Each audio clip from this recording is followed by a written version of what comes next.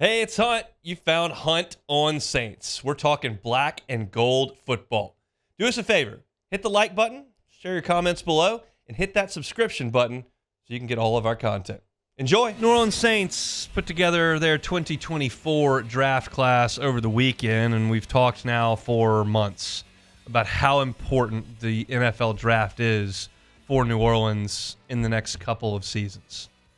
Because you're not in a position to make big moves with your NFL roster through free agency.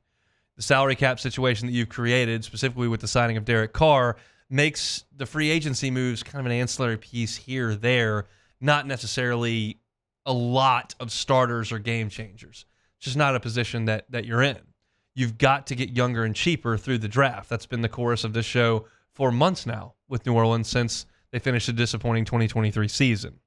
So on Friday, we talked about the decision to draft Taliesin Fuaga, and I think that was a very, very good one. I thought it was good the Saints did not get too aggressive, did not mortgage too many picks to go up and get one guy. You let the draft come to you. You take a player at a position of need. You feel like you've got a day one starter. I think that pick was a good one, and we talked about it back on Friday. So what did they do after that? Well, I was a little bit puzzled at the decision to trade up for KoolAid McKenry. You've heard me say, don't trade up, don't trade up, don't trade up. I was really more so talking about in the first round because that's going to cost you a lot more. What the Saints gave up to move up to take KoolAid McKenry was not necessarily a king's ransom. I think it was fine.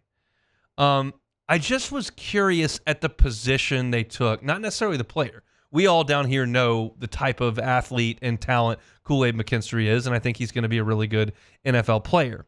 I just don't know that the Saints needed to spend their second-round pick at cornerback. You've got Marshon Lattimore right now. You've got Alontae Taylor. You've got Paulson Adebo. You feel really good about the way that those guys have played.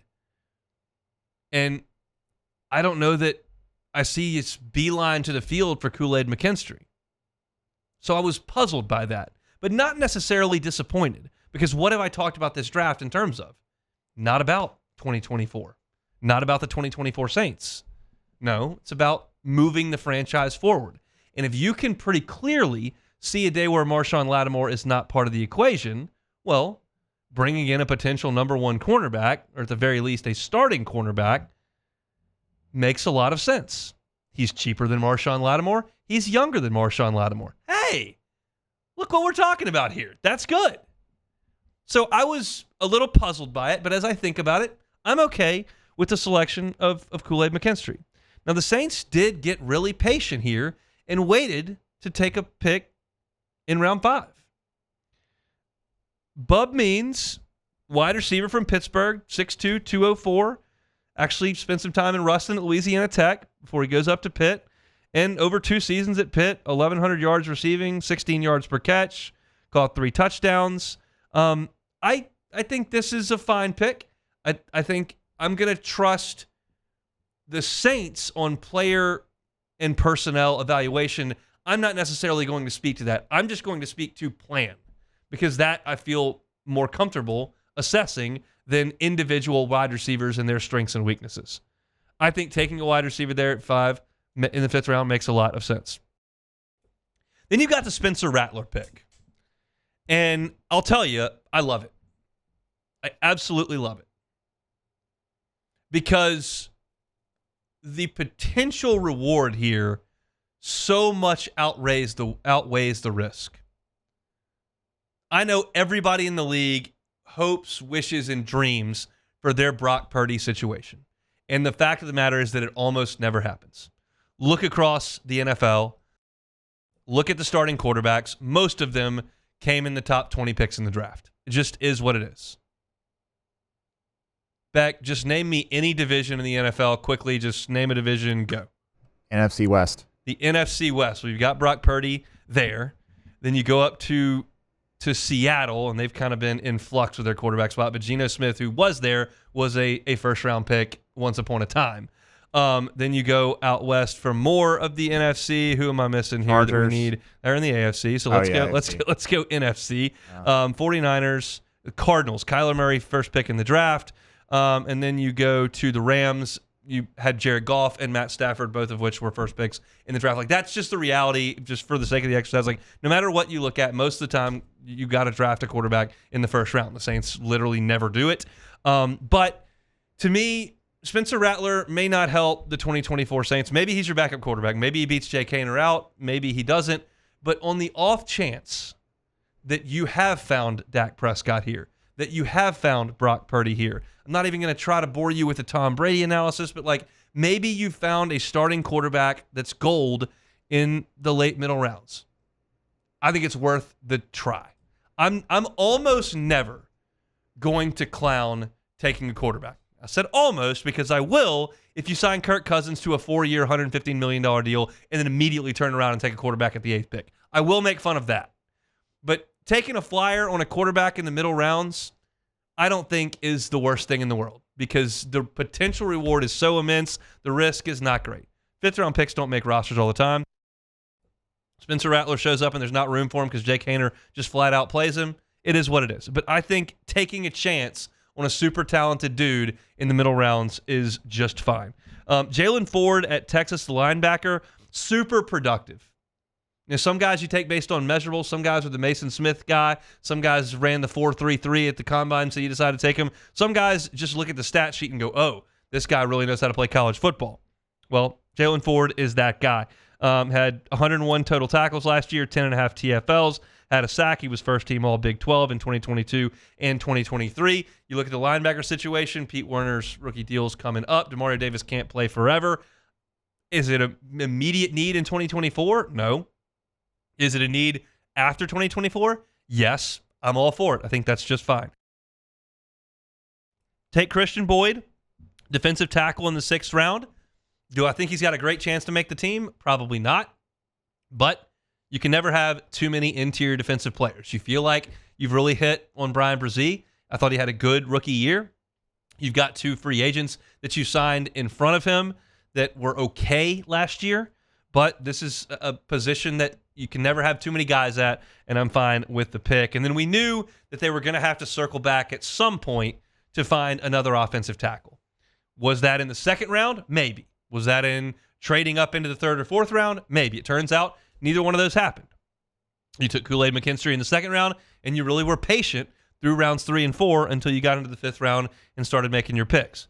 So you take Josiah Zirum, and he's a big dude.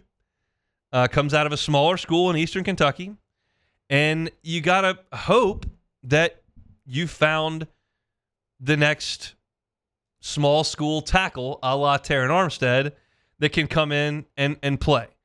You're talking about a monster of a human being. I mean, this guy is absolutely massive. I'm looking at pictures of him blocking some of these small school defensive linemen, and it's like comical how small some of these guys are compared to him. 6'5", 325 pounds. We'll see. It's worth a shot to take somebody at that position because of where you are. And hopefully you found 3 guys in this draft that can start in the NFL. You've taken 1, 2, 3, 4, 5, 6, 7 guys. If 3 of them are starters, I think you've done your job. Now, Talieso Fuaga better be a starter. So that's 1. And you feel like KoolAid McKenry is likely number 2. I want 1 more of these other guys to come through and be able to help. Maybe Bub Means comes in and he's no threat to A.T. Perry and some of these other wide receivers, and he's not the guy you thought you had. Well, if you can get Jalen Ford, the linebacker, to be the next guy in the middle once you decide what you're going to do with Pete Werner and Demario Davis's career starts to wind down, we'll see. If Christian Boyd blossoms into a starter at defensive tackle, that's awesome. And then the same thing goes for Josiah Zirum, an offensive tackle that you brought in. Same thing, although Saldiveri was an earlier pick than Zirum. Like, these are some of the guys you're going to need to show up and play on the offensive line now that you're cycling out of the Ryan Ramczyk era, that you don't know what's going on with Andrus Peat. Like, you need some younger guys to step up and play. So I'm not trying to get too greedy. I've told you time and time again how important this draft is. But if Fuaga and McKinstry are starters and 1 more of those other guys that you took from the 5th round on is a starter in the NFL, I think you've done your job as a franchise drafting. There are a lot of impacts that draft picks can make. They can be practice squad guys. They can be special teams guys. They can be depth pieces. They can be starters. You need to get one more of those guys after your first 2-round picks to be a starter. If I had my way, it's probably Josiah Zirin because he's an offensive tackle, and that's something you need so desperately. But I'll settle for wide receiver, quarterback's the best. But I'm not holding out too much hope. I'm just willing to take the lottery ticket. As far as the rest of the guys go, we'll just see. Incidentally, saw Dennis Allen at church yesterday. Seemed to be in good spirits. I will say this as well. I told Jacob Beck this off the air, that in person on an NFL sideline, Dennis Allen doesn't look like to be a very imposing figure. In fact, quite the opposite when he's out there on on a sideline. At church, kind of an imposing figure. As you said, he did play college football at Texas A&M. He played safety at Texas A&M and was on the field for the Wrecking Crew. So yes, that does make sense that he would look that way. But I was on the North Shore, had some friends had their daughter baptized yesterday, and DA was right there at church. And so didn't say anything to him, but he looked to be in good spirits, and hopefully back to the grind today with some new guys on that roster in black and gold. Hey, it's on. Thanks for watching Hunt on Saints. Before you leave, help us out a little bit. Hit that like button, leave your comments in the section below, and hit that subscribe button so you get all our content right here from Hunt on Saints. We'll see you next time.